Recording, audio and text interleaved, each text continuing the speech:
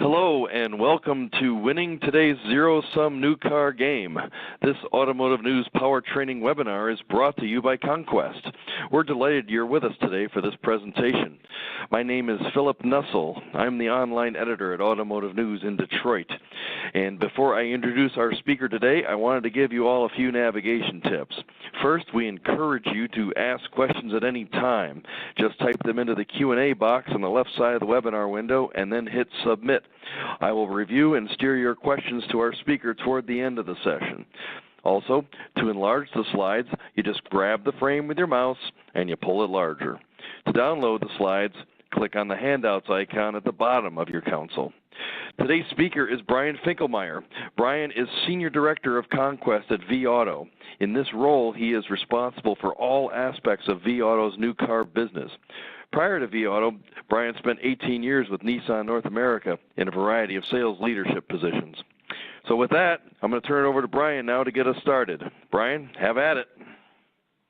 Thanks, Phil, and thanks everybody for joining here this afternoon. I have been thinking a lot about the new car business lately, and a lot of the dynamics that are at play are really changing the nature of the game in the new car space. And one thought that came to mind is that the new car game is becoming a bit like a game of poker, in that in any market, we certainly have a mix of winners and losers. And if you look closely at this picture, you see the gentleman to the bottom right seems to be a little bit bigger winner than many of the other players at the table. And I think that that's a real parallel to what we're seeing in today's new car market when we go and look at the various performance of dealerships in any given local market area. You know, and one thing that's adding to the degree of competition is just we're beginning to see some contraction in terms of the overall retail sales. And oftentimes the automotive news media covers the total SAR, which includes fleet sales and whatnot, where I wanted to just specifically look at what's going on from the pure retail perspective. And if you look back to 2015, the market did 14.4 million new vehicle sales, and this year is projected to be about 13.9, which is a 500,000 unit retraction. And then the industry is forecasting yet another 300,000 units of reduction next year. And so what does that mean to the average dealers? That we're seeing, on average, 50 to 60 less sales a year for the average car dealer, and obviously some dealers are feeling that quite a bit more. So the number of customers that are out there for us to sell to is becoming more and more scarce than what we enjoyed a couple of years ago. When we ask our dealers at Cox Automotive, we do a quarterly dealer sentiment survey, and that feeling that is being shown there in that previous slide of the retraction of the market is coming through loud and clear in the dealer sentiment, which is the top two issues that dealers say they are facing in terms of headwinds is market conditions and competition. And that's a lot of what I want to talk about here this afternoon, and how I think dealers can most effectively play this game to give them the best chance for financial prosperity.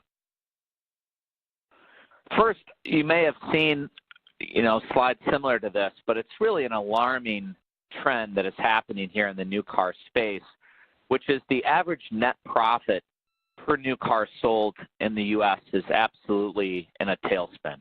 When we go back and look at 2011, basically it was a break-even more or less for about 5 years.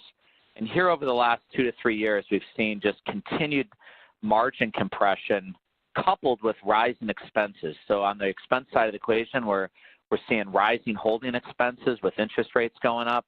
We're seeing rent factors going up, and then we're also seeing dealers are spending more money in terms of their per car advertising expense. So while the expense side of the equation continues to be challenging, we're seeing continued margin compression on the revenue side, which is driving these really alarming trends. And then I think one of the other underlying issues that's also leading to those extraordinarily low net profit per new car sold margins is the increasing reliance on factory bonus dollars. And many factories, not all, but many of them are executing some form of factory volume bonus programs to incentivize dealers to stretch for higher and higher market share, which, when we think back to that earlier slide that I just showed of the contracting market, every OEM, for the most part, is trying to grow share while there's less customers available, and this just leads to this intense competitiveness that we feel in these larger and even smaller markets. As we look across this graph, which is depicting some information I got from NADA, they shared with me that back in 2010, the average dealer was attributing about 50% of their net adds and deductions on their financial statement was coming to them in the form of factory bonus dollars. And when you fast forward here to 2018, that number is now eclipsed 90% of the money in the net adds and deducts categories is coming from factory bonus dollars. And oftentimes, if you look at a typical dealer financial statement, the net adds portion of that statement often represents a very, very high percentage of their overall profitability. I read just recently that, over 40% of the dealers in this country would be in the red without those factory dollars. And I had an interesting conversation that quite honestly was really the basis for this presentation with a Chevrolet dealer in Detroit. And he mentioned to me that, 5-10 years ago, the factory bonus money was really a nice to have, and that it was really something that he could pad his store's profitability at the end of the month. But now it's really become a need to have. It's a necessity to keep his lights on, to pay his people. And I think that feeling that he expressed to me is being felt across the industry as dealers really are becoming more and more reliant on those factory dollars to keep the lights on. So I want to first, before we get into some of the ideas I have around how we can most effectively play this zero-sum game, I want to level set with everybody just exactly how these factory bonus programs are structured and why I believe it is driving this very, very competitive market that we're facing. This is an overhead view of the Atlanta market, and each of those shaded areas represents an individual dealer's PMA. And there's about 15 dealers in that market. And at the beginning of the month of March, this particular manufacturer called out a collective objectives to all these dealers of 1902. And when we went back and looked to see how many vehicles were actually registered that month in that market, it shook out at 1641. But as we drilled into that number even deeper, we saw there was about 100 service loan cars that were reported sold. So in true net stats, we can see that there was about 1,900 vehicles assigned as an objective, but really only about 1,500 available customers in this market. And so it's that issue, I think, that is really driving this hyper-competitiveness. And if I'm dealer number 10 and my factory rep tells me I need to sell 100 cars in this month of August, the reality is there's probably only about 70 intenders for my brand that live in my backyard. And so if I'm going to be successful, I've got to go out and figure out a way to conquest business from these other competing dealers in my market. And meanwhile, they're all trying to take my customers from my primary market.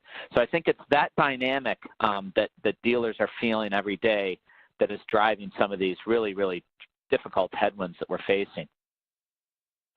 So let's talk a little bit about how I think, the best way to play this hand. I try to think sometimes about the car business a little bit like Las Vegas, and we've got to make the best hand we can with the cards we're dealt.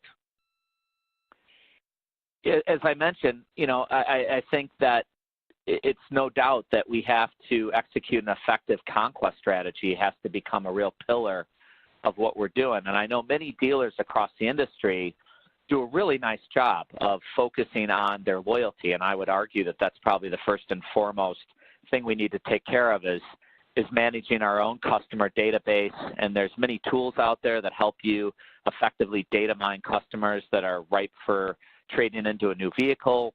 Many dealers do a fantastic job of working their service drive for new car business. But as I look at those, dynamics of what the manufacturers are asking, to be successful, we really have no choice but to become more effective at how we're conquesting. We're beginning to see, from the customer shopping behavior, some real interesting trends, which is that 54% of all customers that purchased new vehicles last year did so outside their home market. And 34% of customers drove more than 25 miles. And I have to say, had to purchase 2 new cars this past year for my wife and myself, and in both instances, I drove more than 25 miles to take delivery of those new vehicles. I think there's really three tactics that we need to focus on for capturing more conquest business, and the first I'm going to talk about is the critical importance of right car and right price. And the second thing I want to touch on is the importance of having an effective trade-in appraisal process. I think dealers would be alarmed to realize how many trades they miss on a monthly basis, and it's not just the trade they miss, but the new car that was probably tied with that trade-in appraisal.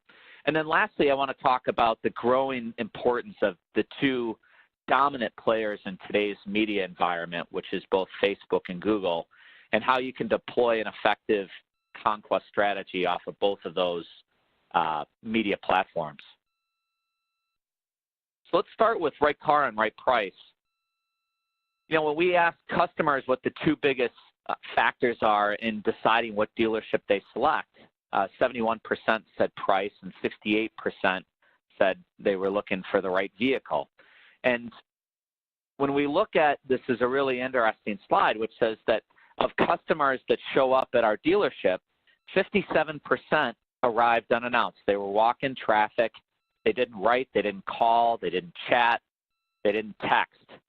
And so I really believe that number there of almost 60% of our traffic is walk-in is really being driven by how effective we are at having the right inventory on our websites, the right price, and the right merchandising of describing cars correctly. You know, this is a screenshot here of Amazon, and I guess the one question I would pose to the audience is the car buying process today really that much different in terms of customer expectation than me looking for an LED television on Amazon? And in this particular case, the top two retailers were selling this exact television for $499. And then the price, as you look down the page, goes all the way up to $835. And I think we just have to be very cognizant as we're operating our dealership, so we have no choice but to price our merchandise competitively, because I don't think anybody is spending much time clicking on that retailer at the bottom of this list. You know, today's customer has so much information, no surprise to you, but here's an example of a recent ad that Cars.com added, where you can very quickly understand the relative price of this vehicle against all the other similar vehicles in the market. In this particular example, we have a car, a Chevy Cruze, that's $1,400 higher than the average for that market. And I think that's a pretty surefire way of not attracting today's online shopper. You know, one other aspect I think is very important for dealers to take into account when they are making pricing judgments is to have a better understanding of the unique market situation on each piece of merchandise in their inventory. And in this particular case, we've got a vehicle with 162 market day supply. And as we can see here, this dealer is competitively priced relative to his competitors. But the dealer up in the far left-hand corner there is obviously making pricing judgments that are not being driven whatsoever by the inventory situation for that particular model.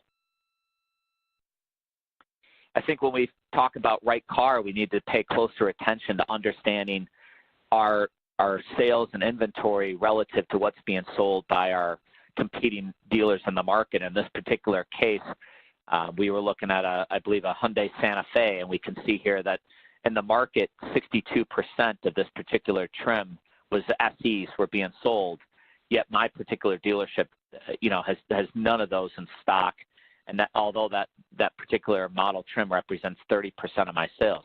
So there's obviously tools out there that can help us better understand what it is that the market is gravitating towards. And I think one other thing we need to keep a close eye on is having a real laser focus on those key models within each of your respective product lineups of those vehicles that are of high demand and interest of today's online shopper. And one great example that comes to mind is the Honda Pilot, which it's interesting, the Honda Pilot represents just 11% of Honda dealer sales on average.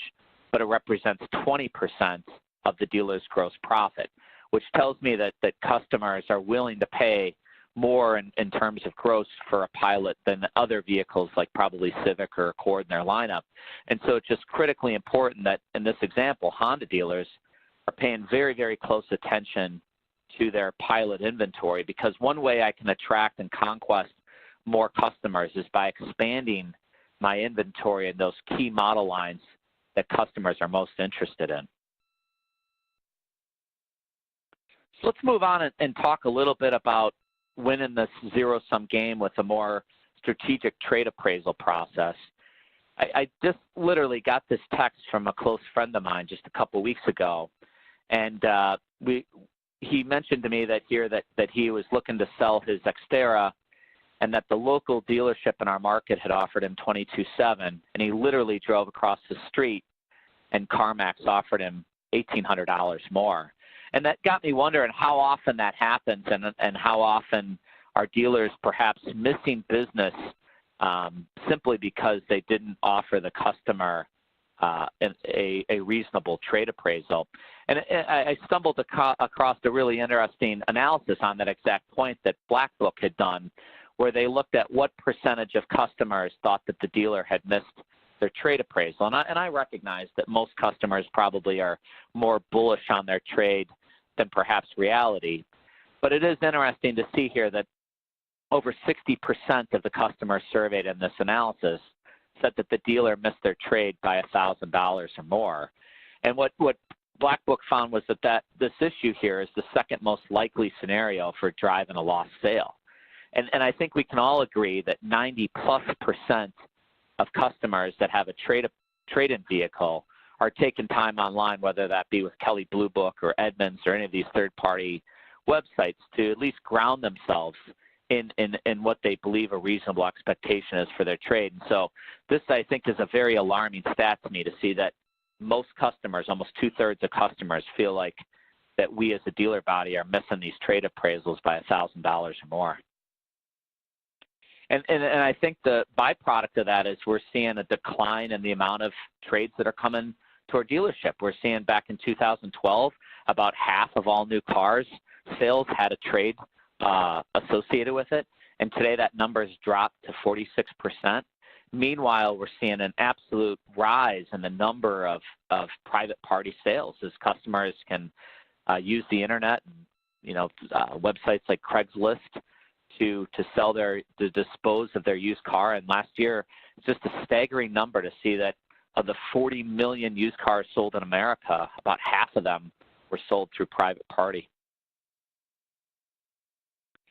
And there's a real alarming consequence to dealers of having to less vehicles coming in on trade increases our reliance upon the auction. And what we look at is, what is the expected retail price of this car that we acquire? And we call that our cost to market.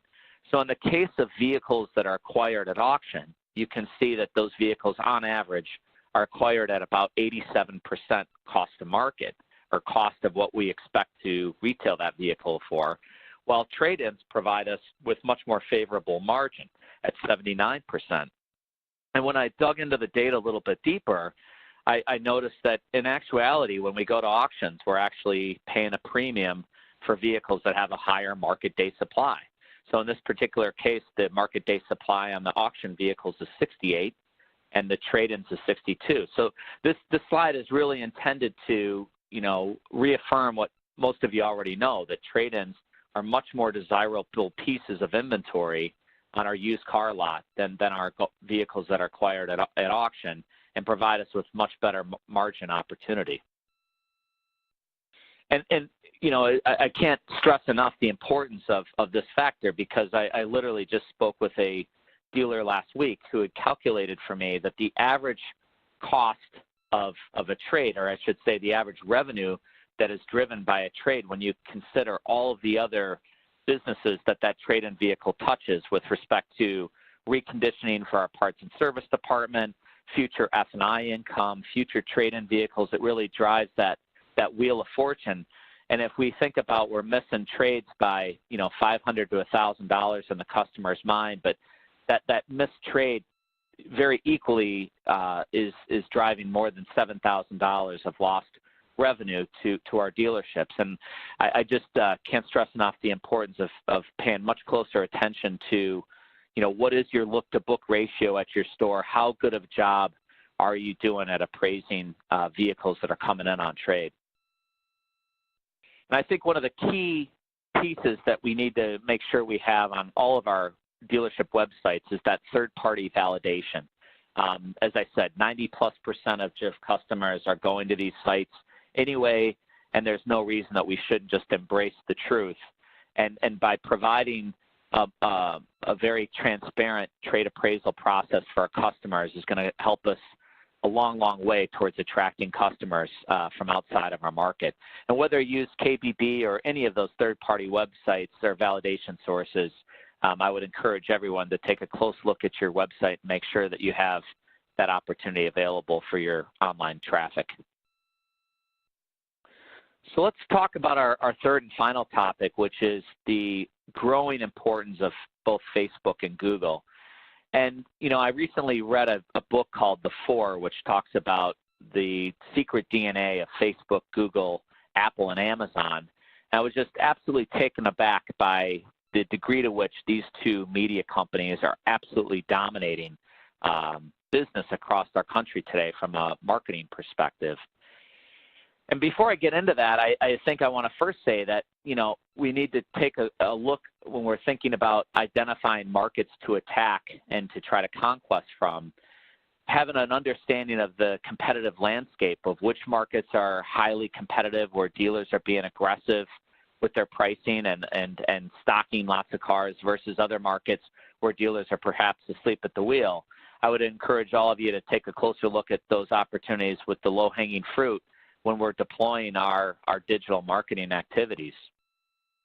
But getting back to Facebook and Google, it is just staggering to see that 60% of the ad spend in this country last year was generated off of those two platforms. So what I'd like to do now, just for my own curiosity, is to get a sense from you, the audience, as to what percentage of your ad budget is currently allocated to both Facebook and Google. So if you would, please click the button there with the percentage that you feel most closely aligns with what you guys are doing at your stores today.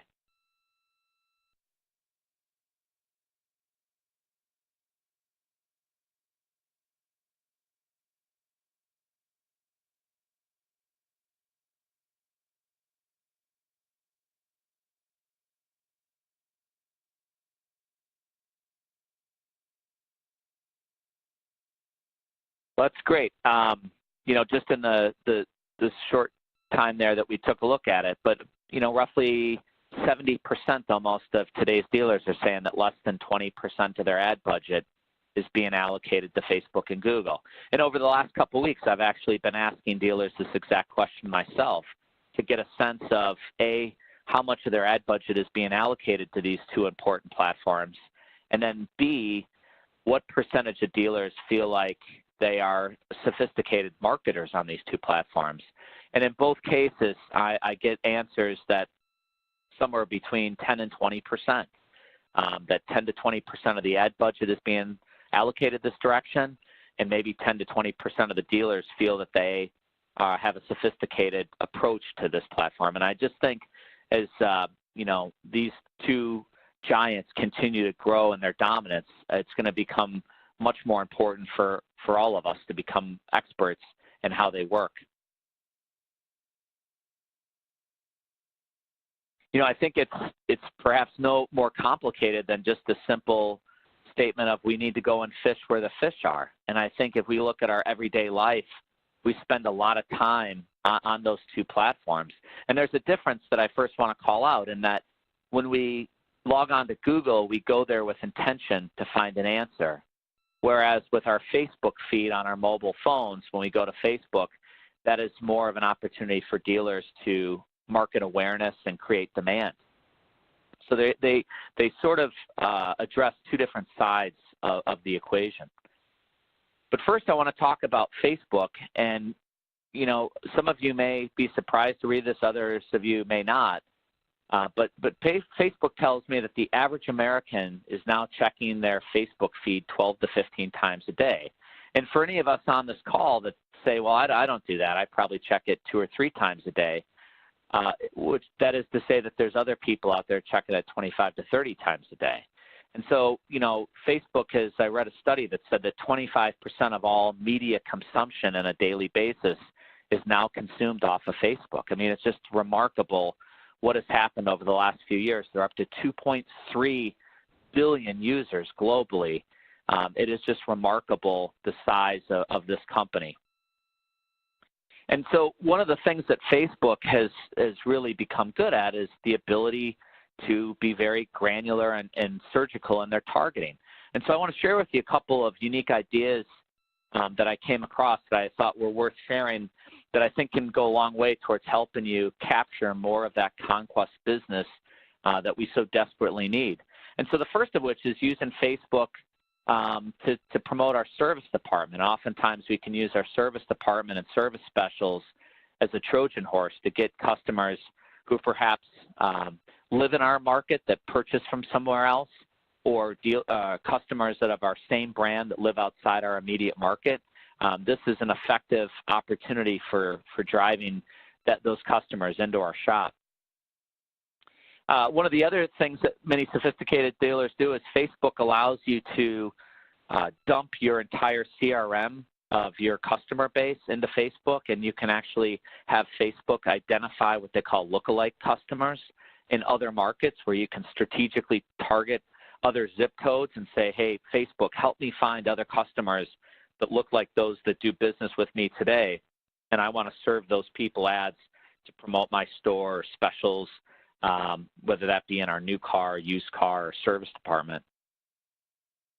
And then lastly, I think this is just a simple block and tackling to do with Facebook, is to run remarketing campaigns. So any site traffic that has been to our website and perhaps was shopping for that Honda Pilot, we can now have Facebook retarget those people on the 12 to 15 times a day that they're checking their phones with ads promoting our special leases or our special programs that we've got on whatever it is that that customer was searching for. So it really is just amazing the degree to which Facebook can become so targeted and precise with serving up the right message to the right customers.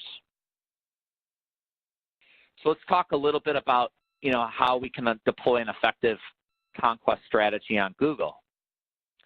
Well, first and foremost, and I know it's become increasingly expensive with paid search, but what we tell our dealers at Cox Automotive is that we certainly want to aim for a 70% impression share. And what that is saying is that of all the customers in your home market that type in your dealership name into the search box on Google, 70% of the time we want to make sure that your name is coming up in one of the first 4 ads.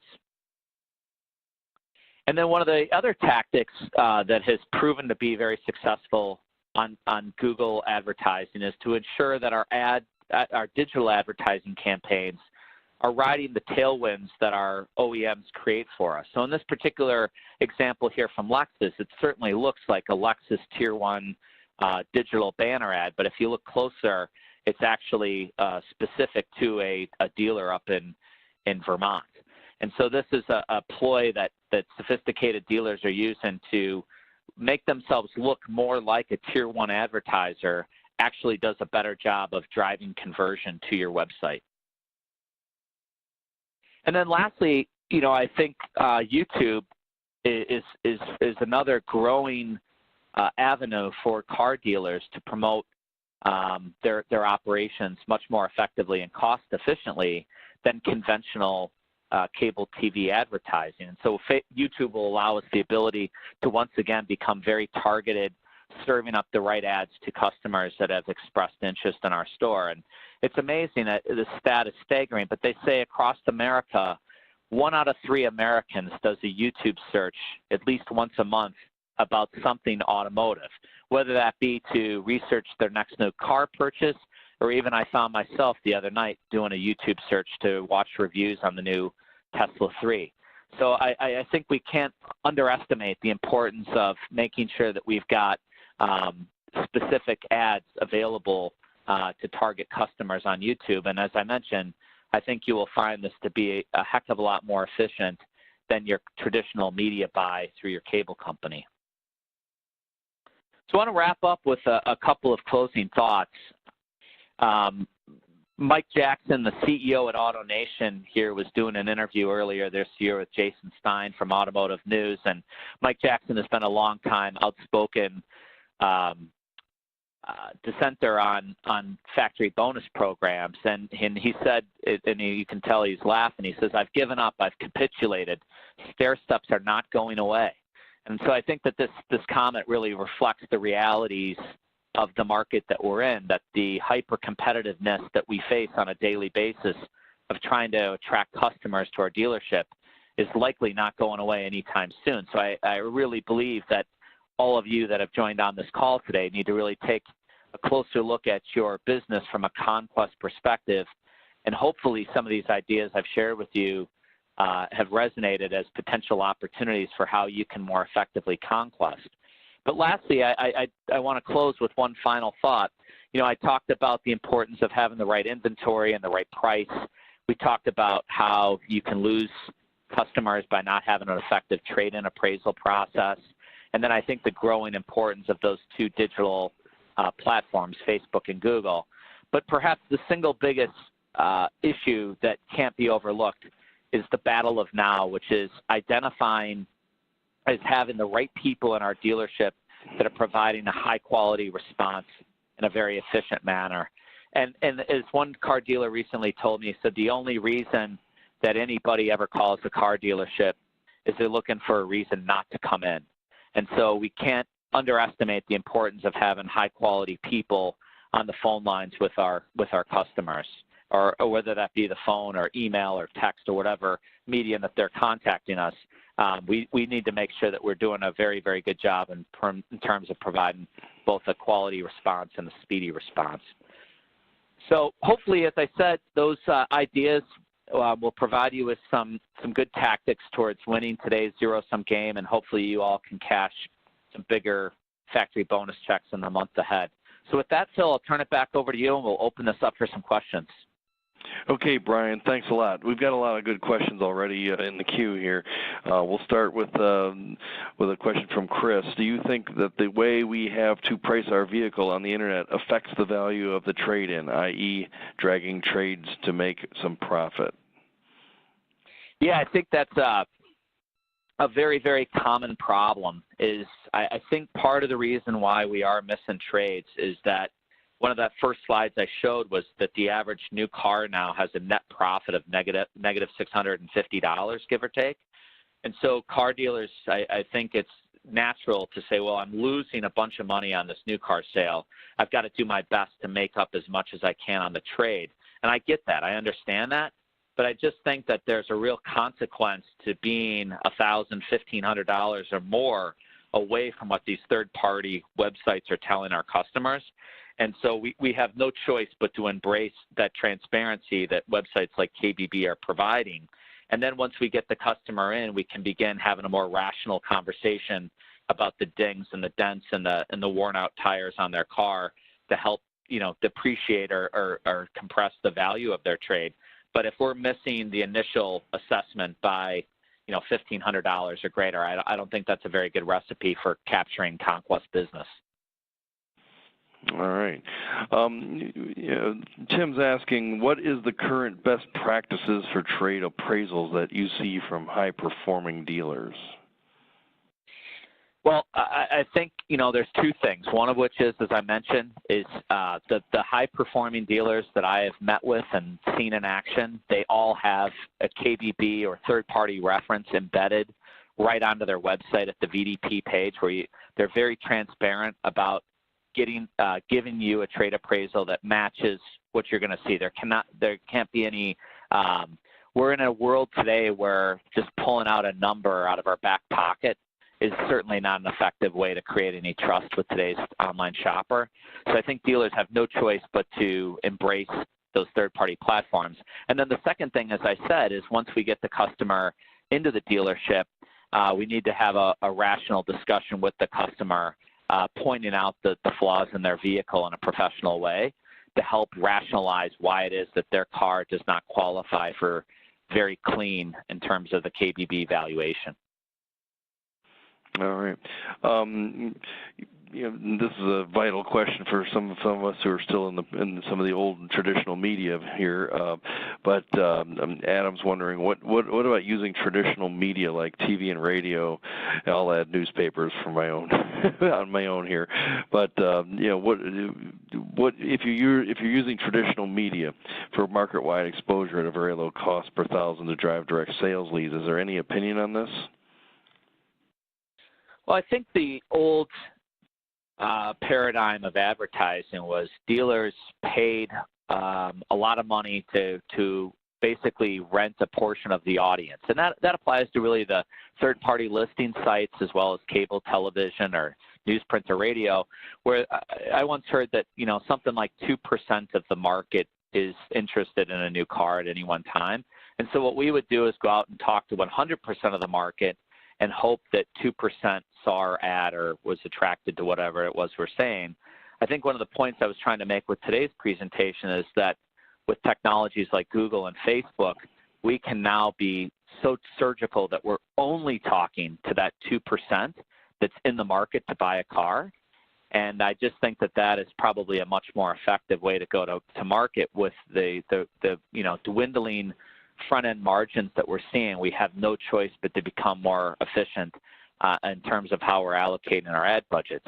Now, I will say there are many successful operators across this country that still find a place to augment their digital advertising with some conventional. I think that's always a case-by-case basis, and you need to look at what your media costs are and how big of a media budget you have.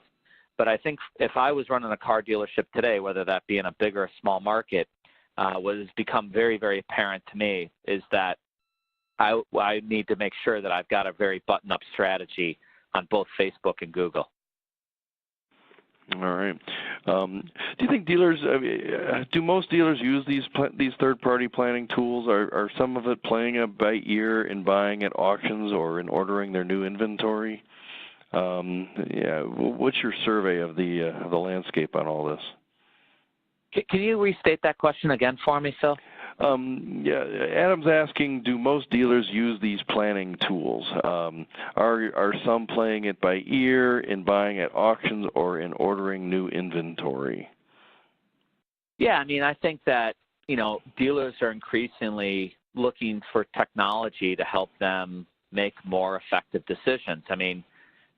It is amazing to me that the average new car dealer is carrying, call it $7 to $10 million worth of new vehicle inventory investment.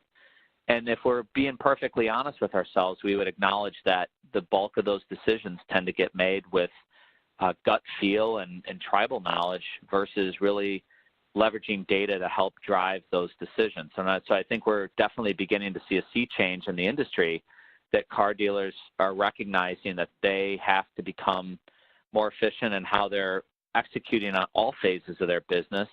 And certainly, one of those is how we go about ordering our new vehicle inventory. One of those is about which vehicles we purchase at auction and which auctions we purchase from. There's all sorts of things out there that are designed to help dealers make the best hand they can with the very challenging cards they've been dealt. Lisa's asking, what is the most current look-to-book benchmark? Does this benchmark exist? Yeah, it's a great question, Lisa. In fact, I had that slide in and just took it out. The average look-to-book, I would say, is somewhere between 45 and 50%. I would say is in the realm of average. A look-to-book ratio, something greater than 50, typically suggests you're doing a pretty nice job. Something less than 45 suggests you're perhaps missing trades. But it really is a two-pronged thing. We can't just simply look at strictly look-to-book. We have to look at that look-to-book ratio with respect to what the cost to market is. Because in the example, if I have a very high look-to-book ratio, let's say 60%, and the cost to market of vehicles that I'm acquiring, I'm bringing in at 90% of my expected retail. I'm not leaving myself much breathing room for gross margin. So I think ideally what we would describe as the smart kid in the class would be somebody with a look-to-book ratio of 50 or higher that was maintaining a cost to market of 83 or lower. All right. This will be of interest to the OEMs or to the factory people, but shouldn't we be focusing our conquesting on conquesting other brands versus other dealers within our own make? Yeah, that's an age-old question, Phil, and I wish I could say that the answer to that was, yeah, let's go and try to attack the other brands in our market. But I think with today's online shopping, so much of that make model decision is being made at much higher upper funnel activities where the OEMs really are driving that.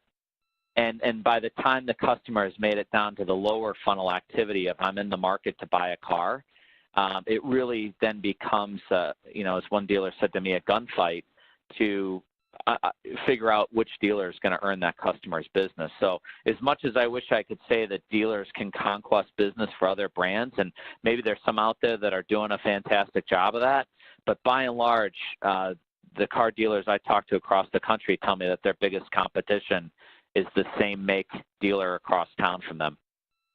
Wow, that is amazing. Especially given in a big city area, especially. How do I know, as a dealer, that I have the right vehicles for conquesting customers? What's the best way to handicap that as I order from the factory? Yeah, I mean, I've tried to touch on that a little bit with the Honda Pilot example. I guess I would say that every dealer needs to assess their model lineup and identify the 2 or 3 vehicles that have lower market day supplies that seem to attract the most customers. So in that example of the Honda Pilot, that is a hot vehicle. SUVs obviously are very desirable. And like I said, if I was a Honda dealer, I'd be trying to figure out how do I maximize the number of Honda Pilots that I'm being allocated from my factory. And the answer to that question is I have to turn my Honda Pilots faster than everybody else in my market, because Honda, just like every other manufacturer, rewards he who turns the fastest. And so, I don't know that I've come across that many dealers that are looking at that inventory in that light of having this hyper focus on those 2 or 3 key model lines that drive the most interest, that have the most natural demand, and figure out how do I expand my inventory size in those key model lines to attract more customers. And I think if I'm a Honda dealer that's stocking 30 Pilots versus a Honda dealer stocking 3 Pilots, who's going to win that game? I think we all know the answer to that question. And so I think the goal here needs to be to understand where am I at on my Honda Pilots, and understanding that, hey, these 3 vehicles in my inventory are aged inventory that's absolutely punishing my ability to earn more from the factory. So the most successful dealers, that I've come across do a very, very good job of maintaining high sales velocities on these most desirable pieces of inventory within their lineup. Terrific. To the audience, we still have plenty of time for questions, so don't be shy. Here's another question that came in all caps, but does a dealer trade-in quote seem more credible than a third-party online estimate? Question mark. Yeah, so I think in the scenario where the customer has not physically visited the dealership, I would argue that we have no choice but to embrace what the third-party providers are putting out there. And sometimes you can work our way around the situation by perhaps providing the customer a range, which would be to say, hey, the bulk of the vehicles that we appraise come in somewhere between average and very good, and here would be, somewhere in this range. But to give you a pinpoint number, we would obviously need to see the vehicle with our own 2 eyes. Just going from my own perspective, if I was running a car dealer, I'd be much more inclined to do something along that line, where I'm anchoring my appraisal with this third-party data versus me just pulling out a number on my own and sending that off to a customer, just I don't know that that is going to have as much trust as kind of piggybacking on those websites that very, very high likelihood the customer has already visited. All right.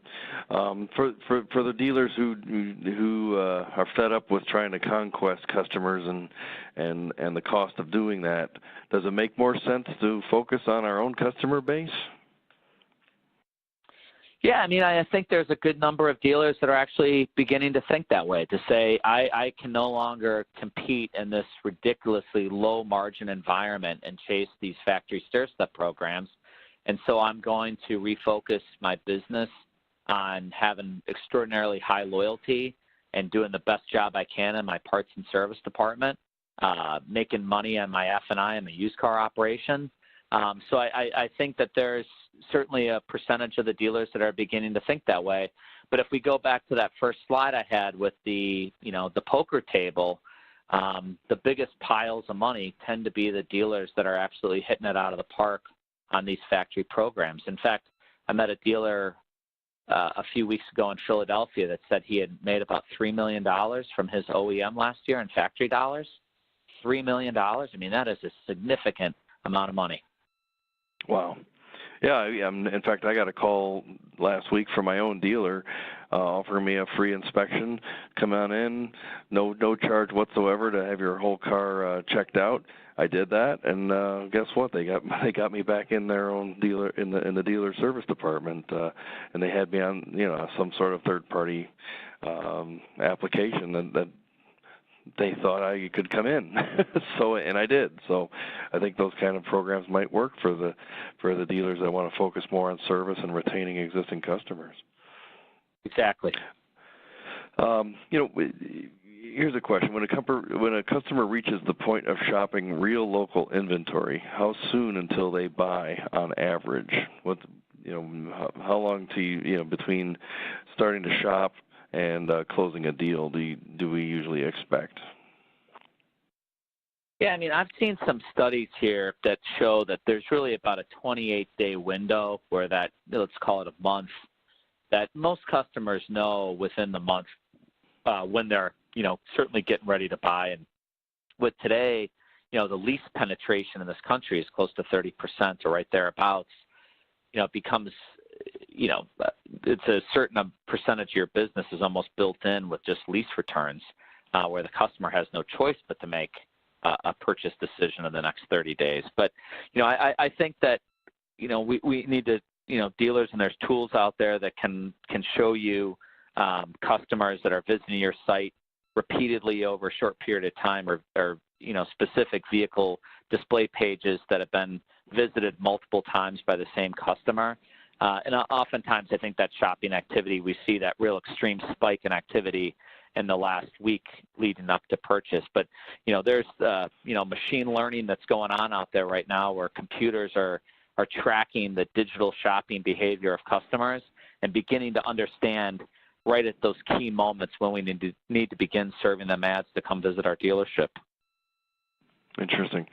Beyond pricing, how we distinguish our inventory from other dealers to get the most, or how do we distinguish our inventory from other dealers to get the most from our digital spend and attract online shoppers?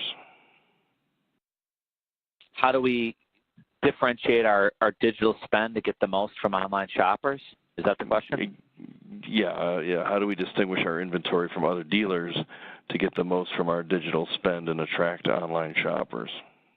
Yeah, so that's a good question. I think, there's a few things that we can do to differentiate ourselves. First off, in the new car space, it is widely seen that a lot of dealers don't take the time or energy to properly describe the vehicle with all of the relevant features on the car. And so that's one simple way to differentiate your inventory, is just by having cleaner descriptions. The industry has done a fantastic job over the last 10, 15 years of describing used vehicles in intimate detail. But oftentimes, on the new car side, you've got a picture of a black truck, and if you read the description, it says it's a white truck. and we miss the boat oftentimes on the vehicle description. So that's just one simple idea for what we can do. I think the second idea is, as I pointed out earlier, is we have no choice, I think, but to offer, real prices. I would probably not be inclined to work with a dealer that was trying to sell me inventory at full sticker. So I think that's the second one. And then lastly, in many markets, quite frankly, Detroit, where you guys are located, such a high lease penetration market where so many shoppers are driven not based on what the total cost of the car is, but on what the monthly lease price point implications are on my budget. I would suggest that dealers that can use photo overlays or any way to describe their vehicle and what a reasonable monthly lease payment looks like, I think any of those things would certainly help attract more eyeballs to your VINs. All right. Well, I think that brings us to the end of this webinar. Thanks, Brian. Thanks to today's audience for the questions. If you asked a question that we didn't get a chance to answer, Conquest will follow up with you by email. If you learned something from this session, please tell your peers about it. The recording will be available in about an hour, and you'll find it at autonews.com/powertraining. When the webinar ends, a survey will pop up on your screen. Your feedback helps us to create future webinars that are even more beneficial to you. Thanks again to Brian and Conquest for bringing us this presentation, and to you for joining us. On behalf of everyone at Automotive News, have a great rest of your day.